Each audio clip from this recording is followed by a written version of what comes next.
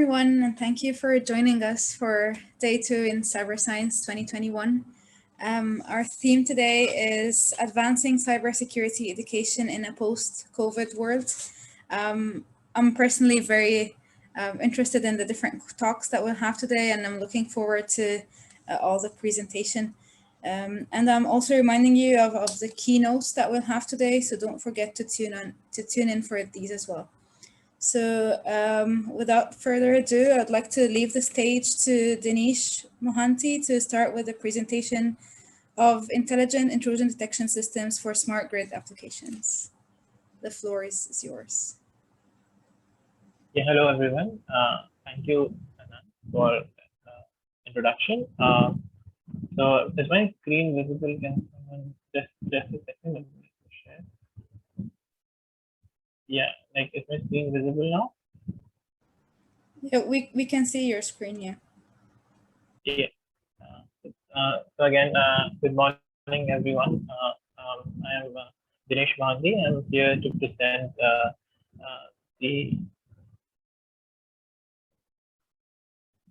Good morning everyone. I am here to present before you our work under the title Intelligent Intrusion Detection System for Smart Grid Applications. Let me just start by giving you a brief introduction about the contents, about how the entire PPT will go on. So first of all, we'll talk about a little bit about smart grids and how we'll talk about the DDQN algorithm. So the algorithm that we use is the CVA DDQN algorithm. I need to explain the entire model in the beginning. Then we'll talk about how we are using our algorithm and our deployment architecture. And we will then talk about the variety of tools that we have used in addition to machine learning, deep learning, and the data sets that we have used to evaluate our model. And then we'll talk about the results that we got and the conclusion finally. So let's begin. Talking about smart grid. Smart grid is a cyber physical system that enhances the capability of conventional power networks by using like ICT tools, like information communication technology. It's basically a cyber physical system in top of the traditional conventional power networks. It provides additional controllability and other techniques to provide a lot of benefits to the consumers. Some of the benefits are listed here. And as a result, it has got a huge impact in terms of cost saving, availability, and the adaptivity, robustness of the system. So, despite so many benefits, there is obviously a problem which happens if we use large-scale cyber-physical systems, and as soon as so many cyber devices are attached to our system. So these are cyber attacks that cause a lot of problems, leading to a breach of data integrity and confidentiality. So we can see the recent instances of attacks in Mumbai, and also, although it's not exactly smart grid, but the gas pipeline attack in the US. So these are the examples of how important ensuring security in smart grids and similar cyber physical systems is today. So in order to provide a solution, we have presented an intrusion detection system. For that intrusion detection system, we have used this DDQN algorithm. So first, let me explain the DDQN algorithm and how it actually has evolved over time. So initially, there was this 5, and then in 2008, multi-agent reinforcement learning was introduced. 2015 was when deep Q learning, double deep Q learning was introduced. We'll discuss all these algorithms one by one and how improvements were made one after the other. Before going to that, I would like to talk a little bit about where these models are used. So these are used in Markov decision processes. A Markov decision process is where a model has a given state, an environment has a given state, based on the state that it is in, which is represented by ST, where the subscript T represents the timestamp currently that we are in. That is, currently we are at timestamp T.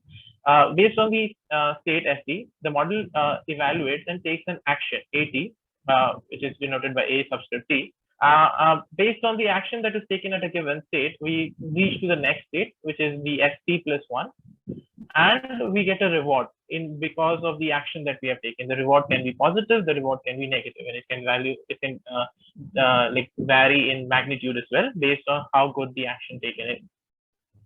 Now, Q learning or the Q estimate is actually accompanied or associated with a given state action pair, wherein the higher the Q value is, the better we should, like, for a given state, a given action should be taken if its Q value is more than any other Q value for that given state, right? So the Q learning basically is basically an expectation of the future total, the cumulative future rewards that can be obtained based on this action taken at the given state.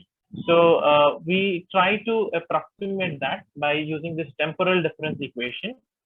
Now, we have actually two estimates. This is the new estimate of Q learning. Let's say based on a given state, we took an action and we reached ST plus 1.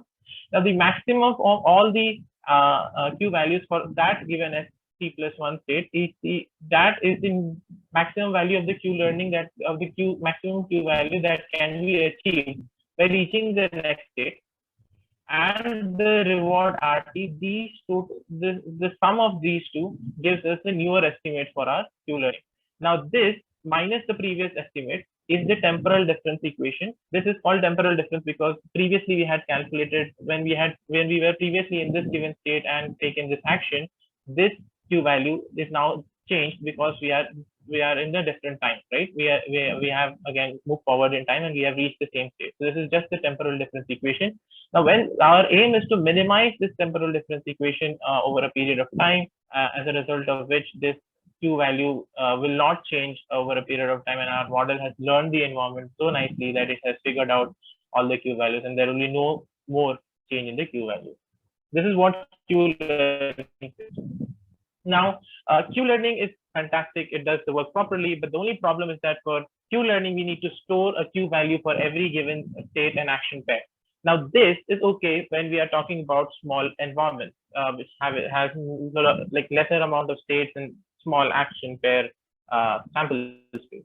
But when we reach a state, when we reach an environment which has like millions and millions of states are possible and several thousands of actions are possible, we need function approximators. We cannot store that in a table. So to mitigate that, we use a deep Q learning in which instead of calculating the Q value in this process, we intelligently model our neural networks in such a way that neural network spits out this Q value, and it is modeled in such a way that the loss here represents the temporal difference equation. Now, if you remember in the original Q learning, the temporal difference equation was to be minimized. That was our goal.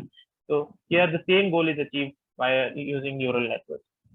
Now, one problem with the deep Q learning, it was observed that because in deep Q learning, the same neural network is used for action selection, and that means which Q value to take, and action evaluation. That is over here. In the loss function, also the same neural network was used, the Q value, to do action selection and action evaluation. Now, that led to a lot of error. That led to a shifting target effect, which led to an error called as an approximation error because of the shifting target effect. As a result of which, there was another algorithm which was proposed, which was double DQN, the double deep Q learning, in which we use two neural networks instead of the single neural network. One which is used for action selection, the other one is used for action evaluation. As you can see here, there's the one theta t and there's a theta t dash. So this represents one neural network that is used for action evaluation, and this one is used for action selection. So this is how the error in deep Q learning was reduced. So we will see how this performed better than deep Q learning in coming slides. Now, talking about the DQN model, here in a normal DQN model, we have a current network and target network. It represents the action selection neural network, and it represents the action evaluation neural network. We have an environment which gives us state, and we have some actions that are based on the current neural network, and that state action policy is stored in an experience replay pool, and that is again used for retraining our model so that it doesn't forget the past experiences. And then there is a loss function which helps us calculate that, and the normal deep Q learning, double deep Q learning takes place. But here in the CVA DDQN model, there is an addition to that, which is the CVAE model. Let's talk about, I think we all know what an autoencoder is. An autoencoder is a series, it's basically a neural network which actually shrinks or given large input into a smaller bottleneck vector, and that bottleneck vector is again decoded back into the original, into the expected original value, and then the error between the found out vector and the original input vector, the output and the input, is the deconstruction loss which we are trying to minimize. That is what we are trying to do. Like, we take an input, we try to shrink it, and based on the shrink vector, we try to reform the input image. That is a normal autoencoder. In case of variational autoencoder, we are actually using probabilistic techniques to do that. In order to add, instead of having a single vector here, we actually output a value of like mu and sigma. Mu is the mean and sigma is the standard deviation. Based on the mu and sigma for different vectors, we sample actually and we do reparameterization over here to get a latent representation of the input space, and based on the latent representation, we then decode it out to finally get the input back. So this is more variational in nature as compared to normal autoencoder. These are the equations for CVA for normal variational autoencoder. Let me talk about this curiosity enabled thing here. As you can see here, in normal autoencoder, you'll get a state action pair. Like in normal autoencoder, what we do is that here we take in a given state at time t, st. Then we actually pass it through the encoder. We get the mu and sigma values. We get we add the action that the model has taken, and then that gives us the latent representation, and we finally get the st plus 1 dash, that is the newly formed next state, and the reward. So this is the generated state and the reward function. So the model has taken a given state, given action on a given state, and it has reached a given next state and a reward. But now this CVA algorithm is also predicting, or it's generating a next state and a given reward based on its own mechanics. So S dash t plus 1 and R dash t are the generated experience, the generated tuple. Over here, you can see this is R dash t plus 1, which is generated here. And this is the RT ST plus 1, which is the actual reported tuple. So what we do is that we have an external term which is called as ET, which is the KL divergence between these two terms, that is ST plus 1 comma RT with S dash T plus 1 and R dash T. What it represents is the difference between the actually obtained state, the next state and the reward, and what could be in a different environment, what could be possible based on the latent representation, when this can also be possible in a different state of equations. So what it does is that the more different the next state is, the error term is higher. And what we do is that we add this error term into our reward in order to make the model more curious. Therefore, this is called as curiosity enabled variational autoencoder. And this is the normal equation. I would not go into much detail. This is what this reconstruction loss as happens in a normal autoencoder. And this is the KL divergence term to ensure that the estimator is not very different to the original Z value function. Now the original Z, that is the latent representation which was created, was assumed to represent or to be very similar to a normal distribution. So finally, this is what the final equation looks like. Now let's see.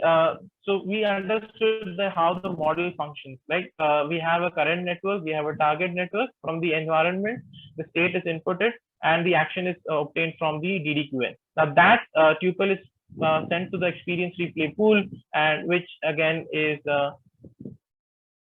just a second. Okay, sorry. Yeah. Based on the experience replay tool, you take some tuples out into the CVA algorithm. You finally found the output of that tuples, and this is stored in the generate experience replay pool, which is again sent back to the current network. If I can show you, I would like to show you this in the code. So here, just let me go through it once. So we choose an action based on the epsilon greedy policy. We observe this transition ST, AT, RT, ST plus 1. We store the transition in our experience replay pool D. We sample a mini batch for our experience replay from D. So in these samples, we actually generate using our CVA model. These are the generated samples. Now, the prediction error ET is obtained using the KL divergence term that I had already used. Now that error has been multiplied and added to the reward because it is curiosity enabled, and that is stored in generated experience replay DG. Now the difference between this and the original algorithm is that in here we have an experience replay pool which is separate from the normal experience replay. We sample m times 1 minus g from the normal experience replay and m times g from the generate experience replay pool. This allows our model to be more curious and learn to take decisions which are more benefiting by moving away from the conservative approach of selecting the better of the Q values over here. So this is how CVA model will benefit.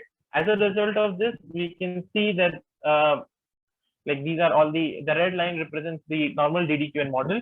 The green line is the curiosity enabled DDQN model. The blue line is the DDQN with variational encoder, and DDQN CVA is the last in the violet line.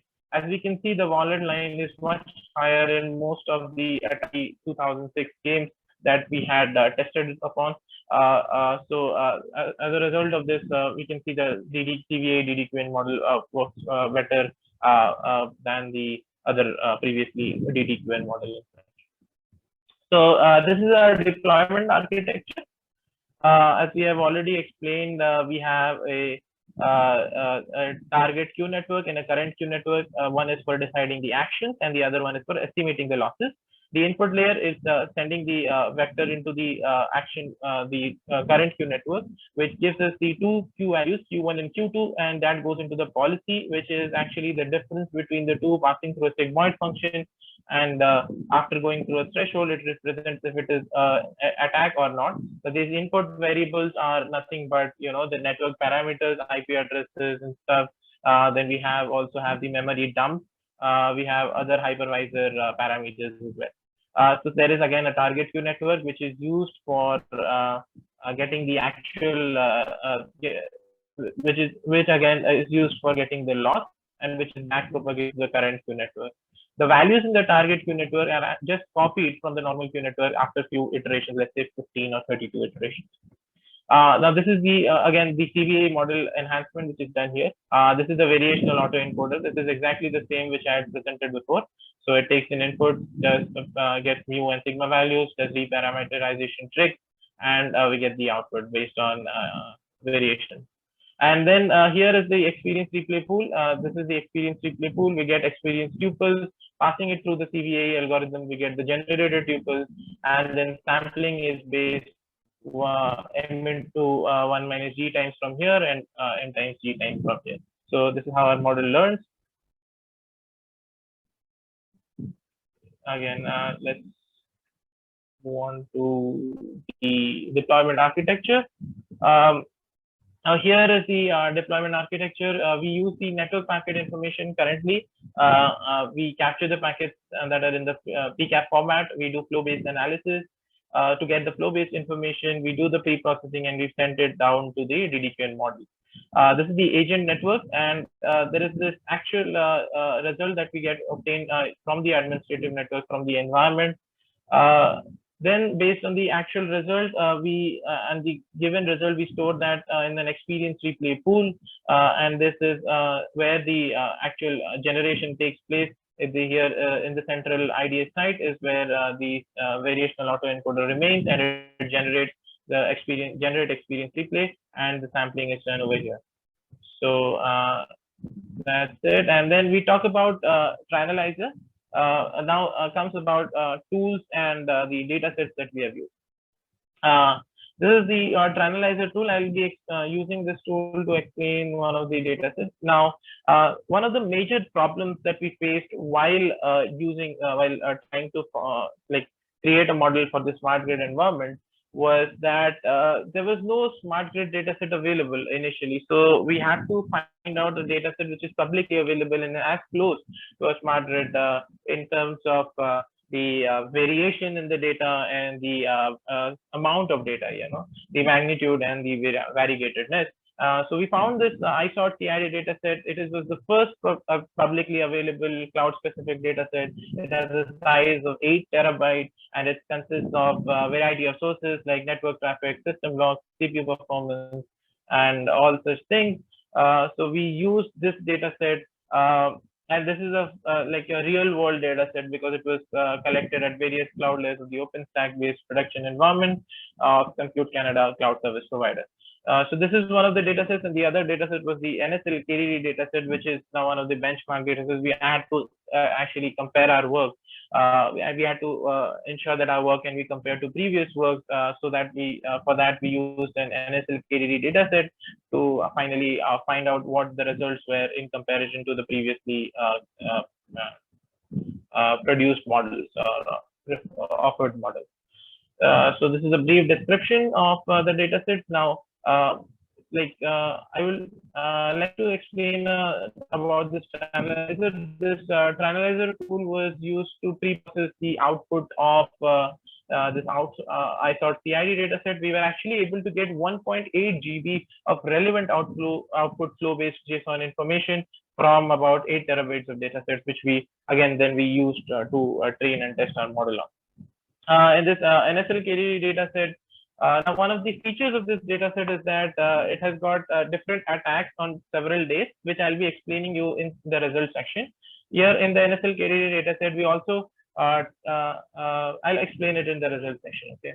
Now, in the results, we have the standard result showing how our model performed on both the datasets of the accuracy, FTR, and area under the curve. We can see that it has worked much better in terms of almost all the metrics than the previously implemented DDQN models, and it has actually performed much better than the NSL KDD model, which was anomaly-based model. The references are in the paper. In addition to that, we have also presented the results of 2 more experiments that we did based on the characteristics of the datasets that we had used. Now, in the ISOT CID dataset, we didn't have different attack categorization data, but it was such that there were different attacks caused by the Tiger analytics team on different days, right? So the kind of attacks were different on different days. So what we did is that we trained our model on. So what we did is that we first of all trained our model from, let's say, first day, and then we tested our model on the second day. And then we took the cumulative data of 1 and 2 and trained our model on day 1 and day 2 and tested it on day 3, and then we continued this. Now, obviously, there is some correlation, but we can see that the output is increasing consistently, and the FTR is also decreasing, but the rate of increase is slowly going down. It is converging, and the model is learning good each and every day. Now, these are the accuracy terms. These are the various attacks which are mentioned here. Now, almost all the attacks are different. Similar result has been also provided in the paper. I've not provided here because of lack of time, but it is a normal, because it has got attack classification data. We have done attack classification on NSL KDD dataset also, and that also shows much better results than previously found data. So we finally conclude. So there are a few problems that we could see in the literature survey. There was in the normal IDSs, there was limited resilience towards new attacks and changes in attack patterns. Our model is much more robust than the models present because of the DDQN which is used, as well as the CVA algorithm in addition to that. Rarely high accuracy and low FPR combination was found. That was one of the major problems. Our model has shown that it can give high accuracy and low FPR. There is very little manual interaction required for our model. Lack of testing with real world data was a problem previously. Now, again, our data, smart grid data, we couldn't find till now, but we have used it with the cloud data, which is the best resemblance to a smart grid real world data. And the lower speed of adaptation due to lack of curiosity-based learning. We have used curiosity-based learning, so the model can explore more in this case. So these are the references, and thank you. We are open to questions now. So can I just open the questions over here? Yeah, I'll read the questions out loud for you. So thank you for this interesting presentation. We have a couple of questions, and I have questions too, so we'll try to take as much as we can in the remaining time. So the first question is, where do you see your model being applied, and what are the current barriers to your model? Yeah, so I can explain it to here. As you can see, we are in a normal smart grid environment. There is this hierarchy of systems. Like in your house, you have got a smart meter, and this is called a house area network. There are smaller devices, and the data is connected over here in the smart meter. Now there is again a neighborhood area network, which consists of several house area networks, home area networks. There is a neighborhood having a similar structure. Now this network architecture can be used for our model. Now the beauty of our model is that it can scale with large amounts of data, because it can learn insights from huge amounts of data because of the curiosity enabled modeling and the addition of DDQN model design. So we can use it in either in the normal houses also, like the ideas can be placed in smart meter. It can also be placed in the LAN switch that is used between neighborhood area network and wide area network, which covers a very large space. And it can also be used in wide area network also in the WAN switch. Again, I would like to mention that our future work includes some kind of a distributed learning, which can happen. We want insights from these individual models also. We are working on it currently to use some kind of a federated learning approach in this case. I think that answers the question, right? Yeah. The second question, and I would ask you to answer it quite quickly because we have 2 minutes left. So do you consider using datasets for future work, since the KDD is old and lacks diversity of use cases? And I would add that the community is advising to not use the KDD dataset family. So what are your thoughts around this? Yeah, sure. So I think the KDD dataset is, again, as you have mentioned, it is old, and we have also read through literature survey, which shows that there are some errors which can cause wrong results and so on and so forth. We have just presented our result for the NSL KDD dataset to compare our model with previously available model, and as soon the literature adapts to the newer data sets like the ISOT-CID, we have also found out another data set which has been produced by the same group that produced the NSL KDD data set. We'll be working on that in future. We couldn't find out that data set previously, so we can present results of that. I hope that answers. Yeah, you did. You did the question. So thank you so much for your presentation and for answering the questions that we had.